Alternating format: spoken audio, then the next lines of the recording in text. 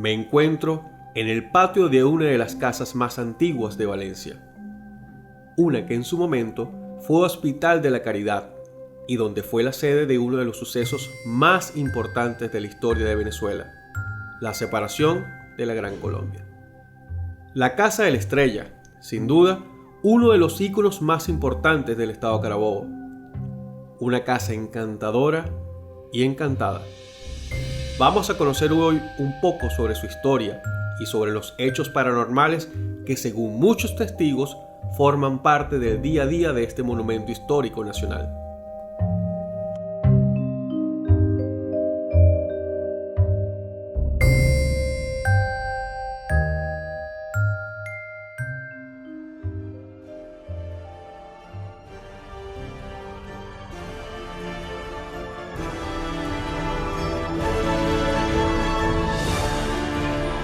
Carabobo Mágico, un podcast donde la historia y el misterio se conjugan para descubrir los sitios más enigmáticos de esta región de Venezuela, con los investigadores Luis Cabrera y Giovanni Nani. Bienvenidos a Carabobo Mágico.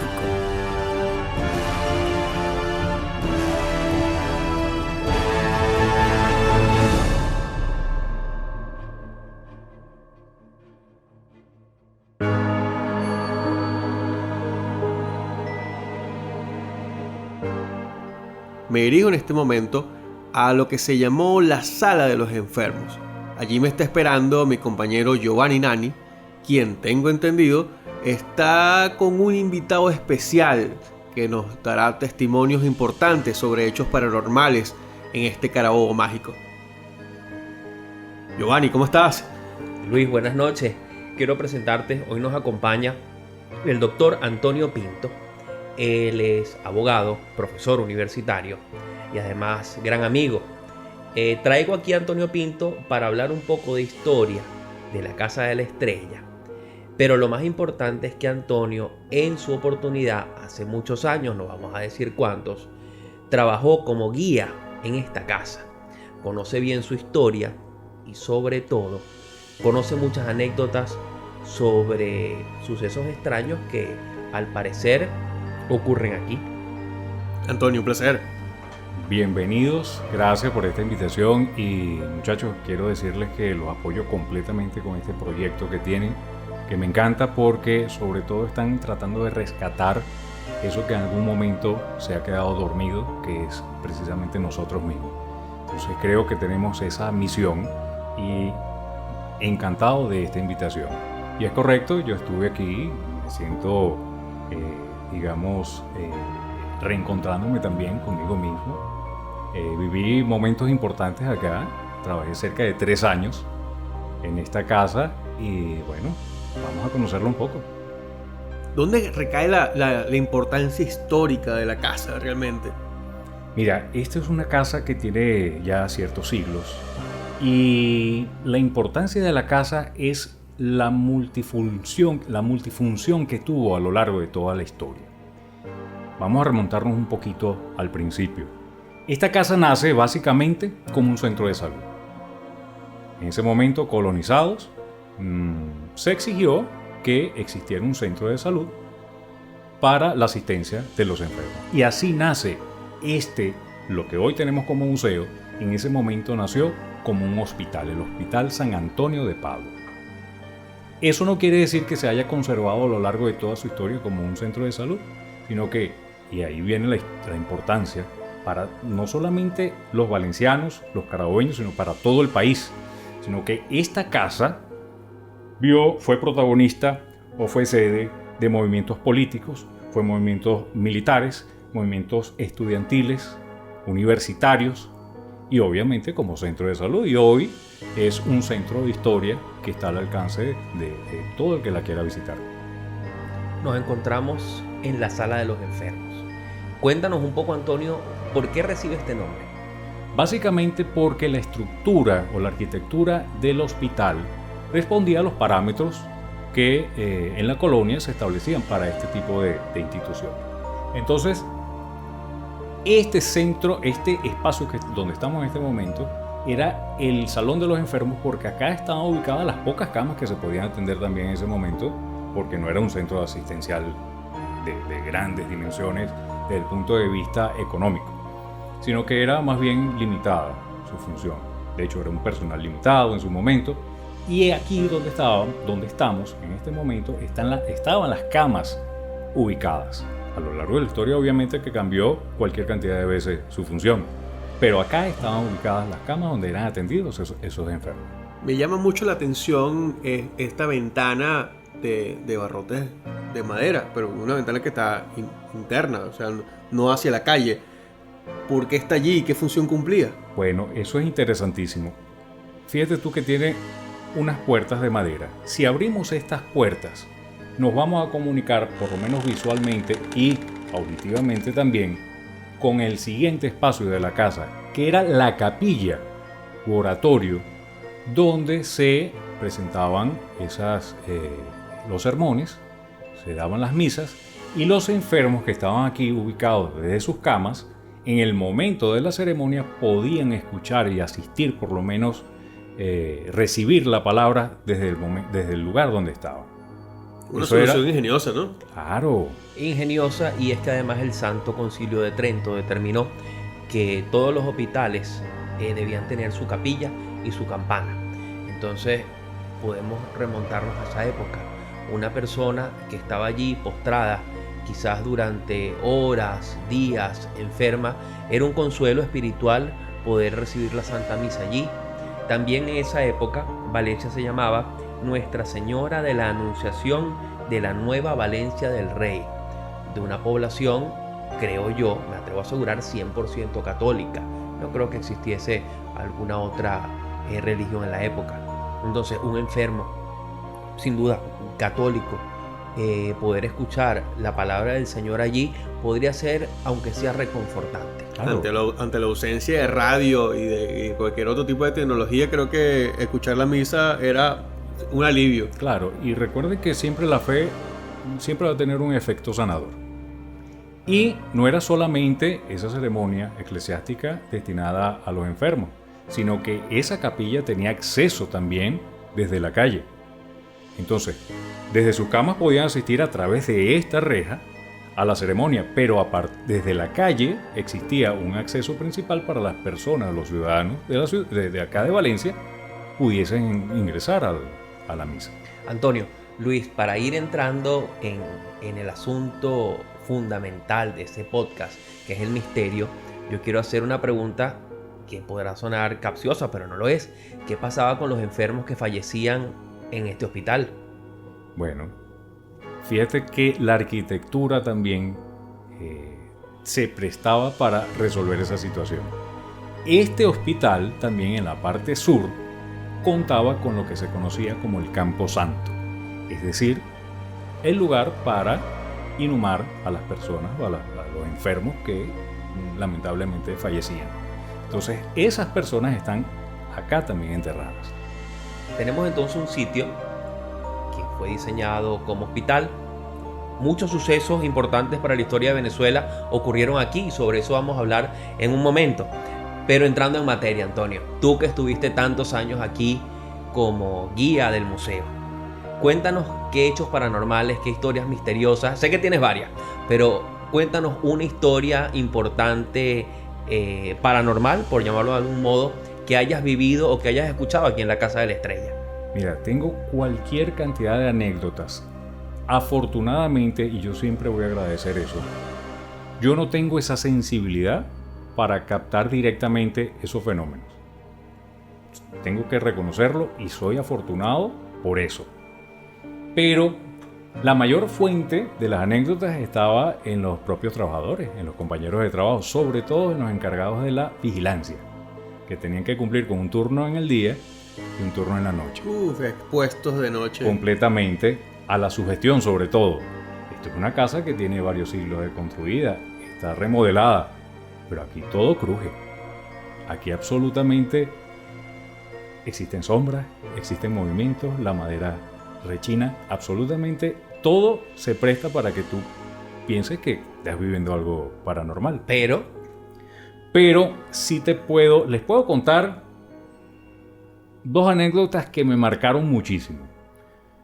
Que fue indirectamente, yo las viví indirectamente. Y una tercera que yo pudiese considerar que la viví directamente. Y a ustedes me dirán si sí o si no. Vamos caminando por acá para mostrarles dónde fue la primera. Acá es el espacio que yo les estaba comentando, que es donde está ubicada la capilla. Entonces, para darles contexto, más o menos, yo trabajaba sábado, domingo y todos los días feriados del año. Nosotros éramos un equipo de 3 días, los fines de semana, y yo, bueno, tú sabes, Giovanni, que yo soy pastoreño, yo soy de acá de La Pastora, nací y crecí aquí. Yo tenía mayor facilidad de culminar el turno, salíamos a las 5 de la tarde, y imagínense el transporte de Valencia, un domingo en el centro de Valencia, era muy malo, era escaso. Todavía. Entonces, obviamente que los otros compañeros tenían la necesidad de irse un poco antes. Yo sí me quedaba hasta el turno porque sencillamente yo caminaba 4 cuadros y llegaba a mi casa. ¿Qué pasó? En ese momento era que se presentaban las visitas más pintorescas, por ponerle algún calificativo. Yo estaba en la oficina, ya solo, eran como las 4:30 de la tarde, centro de Valencia absolutamente solo. Veo que entra alguien, una dama, directamente a la capilla.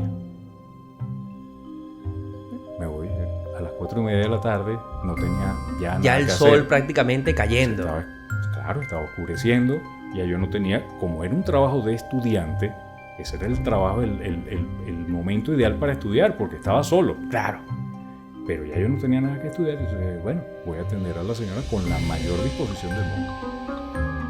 Me acerco, y cuando estoy dando los pasos finales para entrar a la capilla, veo que la señora está con los ojos cerrados.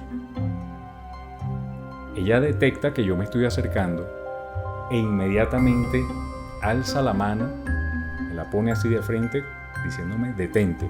No me dijo absolutamente nada, solamente con la mano me la puso así. Extendió el brazo hacia ti. Extendió el brazo, una mano de stop. Cumplió su función, me paralizó. Y dije, ay Dios mío, ¿qué hago con esta señora? Una señora, ¿qué les puedo decir? 50 años. La recuerdo, la veo ahorita en la calle, estamos hablando de hace unos 20 años más o menos.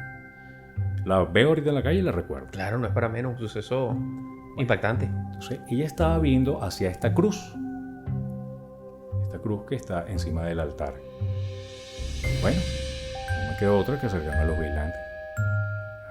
Así que al final de la tarde, no van a creer que yo me voy a quedar esperando solo a ver qué Claro, ¿qué pasaba? Me acerco a donde los vigilantes y digo, mira, está pasando esto. La señora sencillamente está viendo la cruz con los ojos cerrados y bueno, pero pregúntale qué quiere.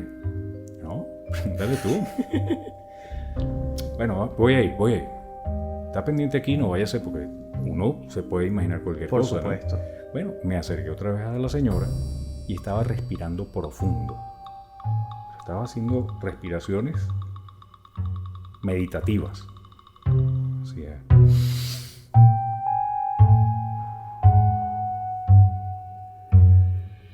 No le voy a hablar. No sé en qué etapa está de lo que esté haciendo. No le voy a hablar. No es momento para eso. No, definitivamente. Lo cierto es que, bueno, me acerqué a la puerta principal y luego ella salió de la capilla y siguió su recorrido hasta el final. Ahí yo seguí detrás de ella para ver qué es lo que estaba pasando.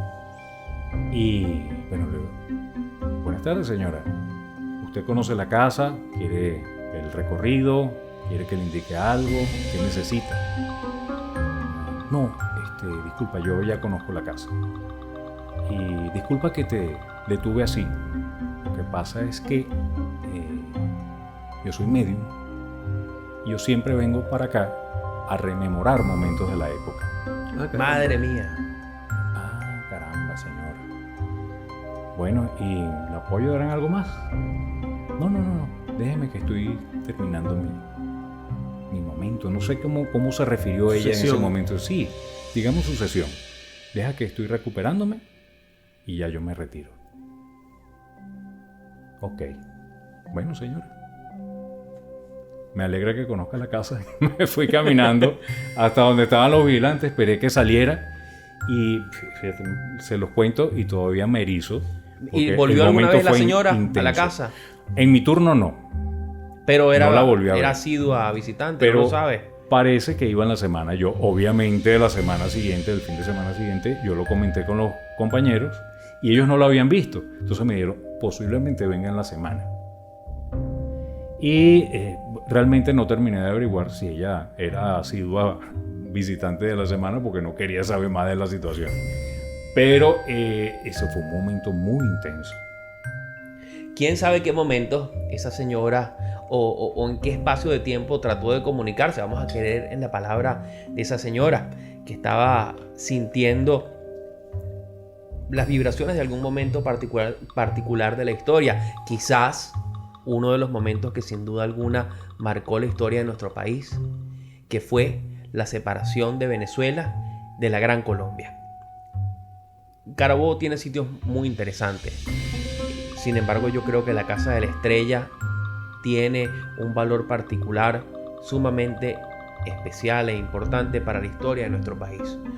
Podemos decir que para los venezolanos en la Casa de la Estrella se marcó un antes y un después, porque fue aquí que el general José Antonio Páez, junto con Miguel Peña, podemos decir, creó el plan para separar a Venezuela de la Gran Colombia. Es así, el movimiento de la Cociata se dice que se gestionó por acá, en este espacio. Pero fíjate que no solamente desde el punto de vista político, no solamente desde el punto de vista de salud civil, esto tuvo, digamos, fuentes o eventos que pudieran generar ese tipo de movimientos de actividad paranormal. Aquí hubo matanzas, producto de movimientos militares. Esto fue una escuela de medicina, donde obviamente había algún tipo de manejo de cadáveres.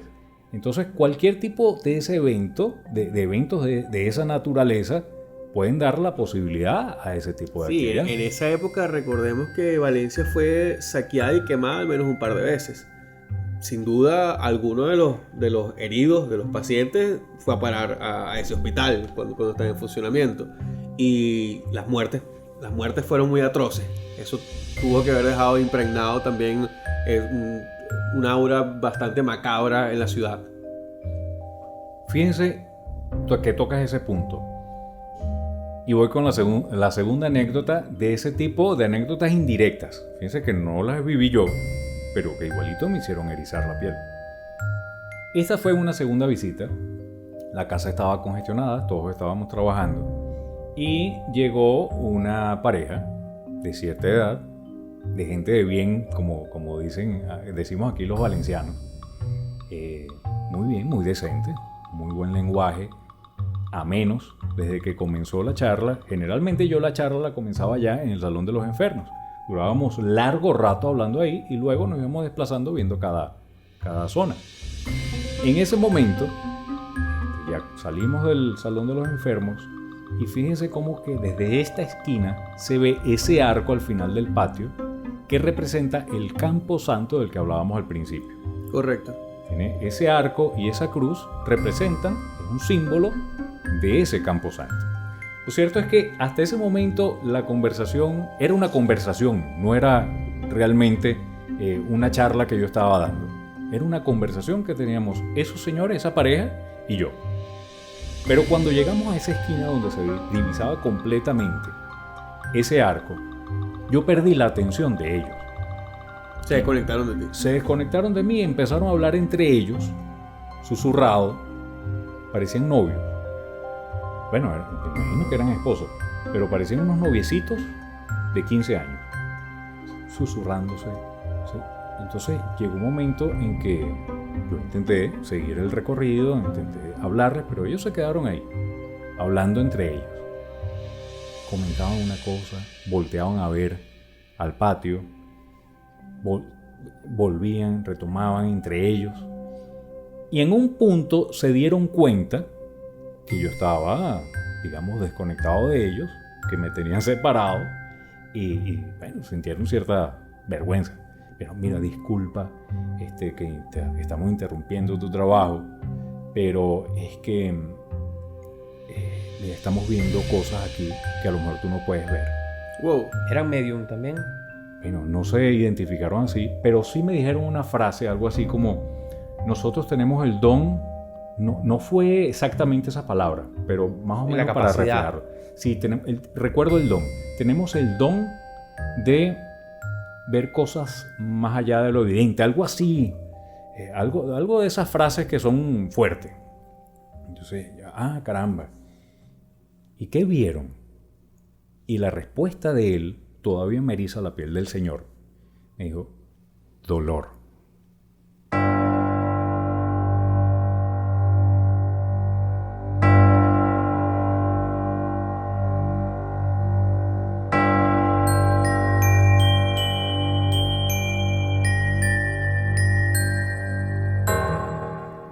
Es posible que se haya manifestado ese tipo de Me dijeron, personajes. sí, posiblemente me dijeron que estaban viendo en ese momento enfermos caminando en el patio. Personas con dificultad, personas que tenían algún tipo de condición. Yo no veía nada, afortunadamente. Y bueno, miren, yo creo que el próximo Carabobo Mágico tenemos que hacerlo de día. Porque la verdad es que estar en la Casa de la Estrella de noche y hablar de esto, pues lo mínimo. A mí me que pareció estoy una seguro, locura. quienes nos están escuchando van a sentir los mismos escalofríos, estoy seguro. La Casa de la Estrella ha sido un imán, permítanme utilizar esta expresión como para atender los enfermos. Antonio nos explicó muy claramente cómo el origen fue un hospital. Luego, tengo entendido que en 1852 la casa comienza como una escuela de medicina. Posteriormente, en 1970, funcionó en la parte sur de la casa el oncológico.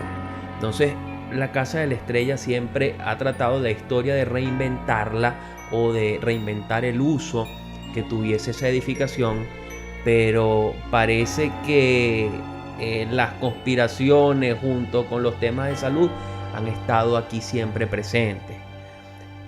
Tengo entendido que también la Casa de la Estrella ha sido sede del Congreso de Venezuela en 2 oportunidades, ¿cierto, Luis? Sí, correcto, Giovanni. Creo que, si mal no recuerdo, en 1812, cuando ocurre el gran terremoto, Caracas se vio bastante afectada y bueno, esa Asamblea Nacional decidió sesionar en Valencia, específicamente en la Casa de la Estrella.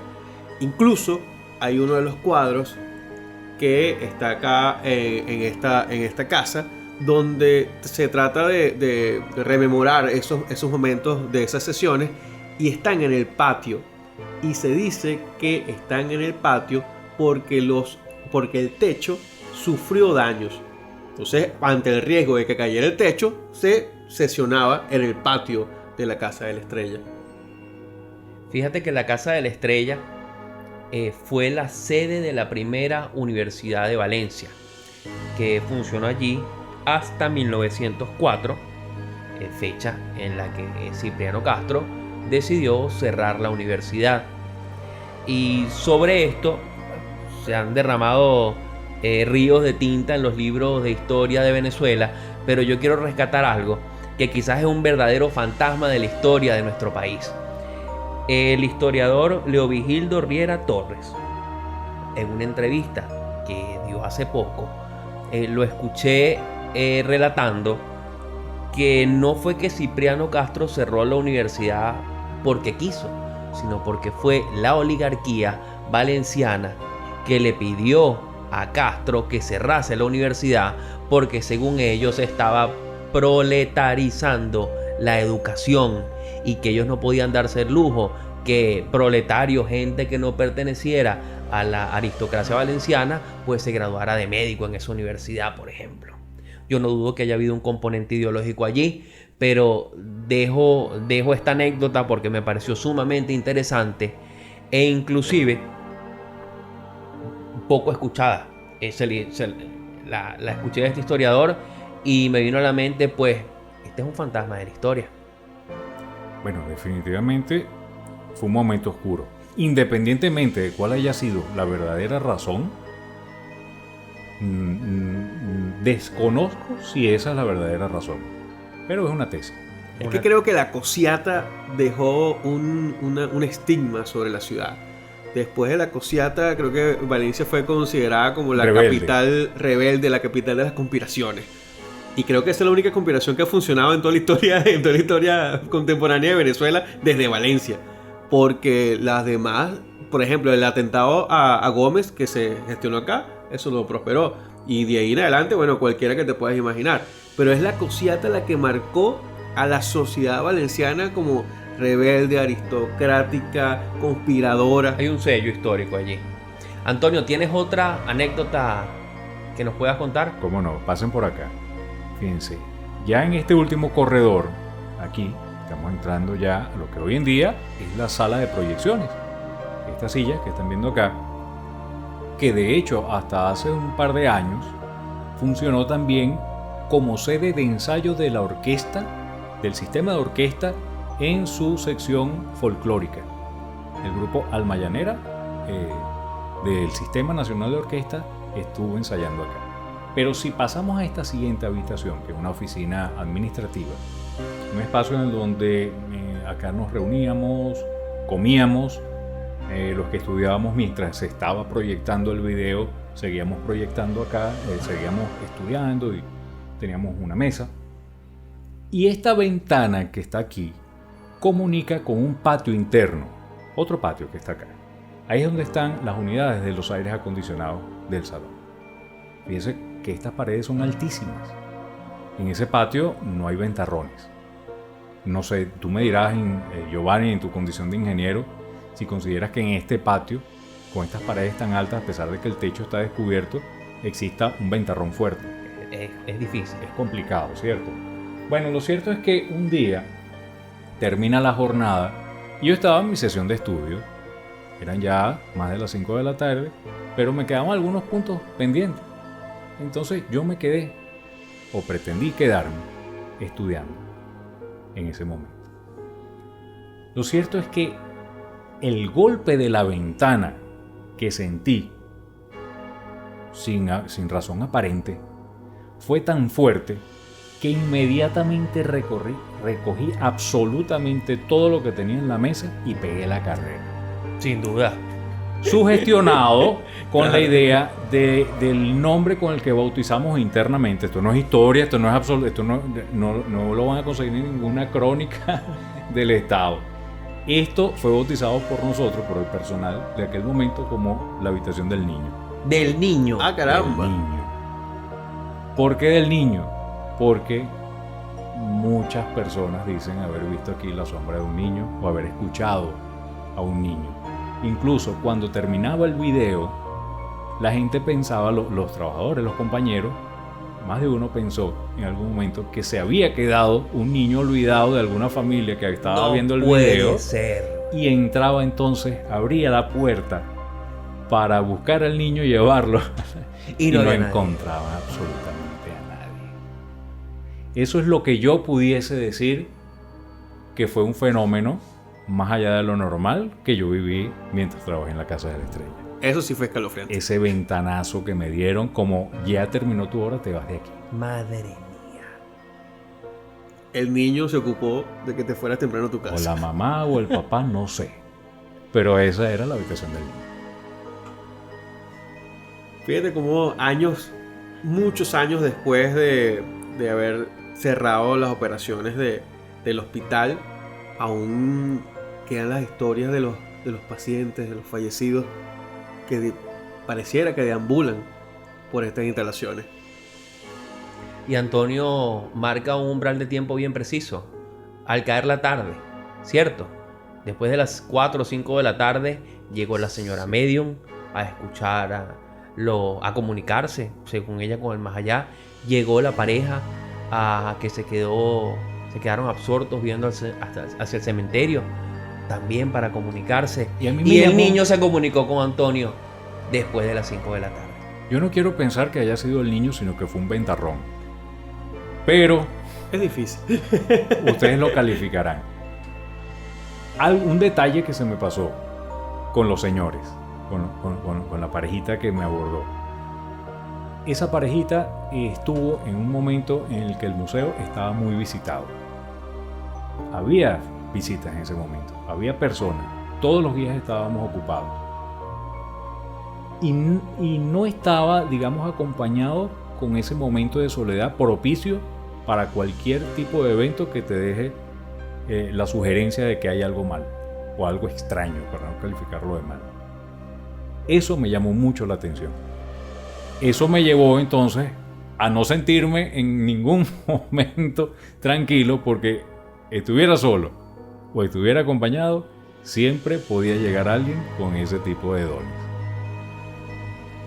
Luis, la verdad es que esta visita a la Casa de la Estrella ha sido impactante.